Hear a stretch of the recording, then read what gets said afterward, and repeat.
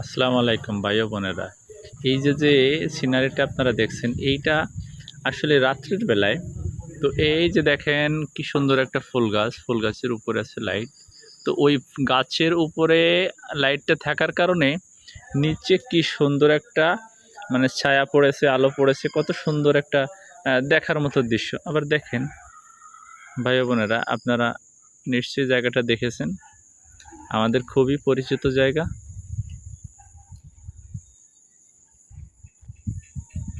তো আপনারা একটু আমাকে কমেন্টে জানাবেন যে এই জায়গাটা কোথায়। নিশ্চয়ই আপনাদের কাছে জায়গাটা ভালো লাগছে এবং ভালো লাগবেই, যেহেতু ভালো লাগার মতো একটা জায়গা।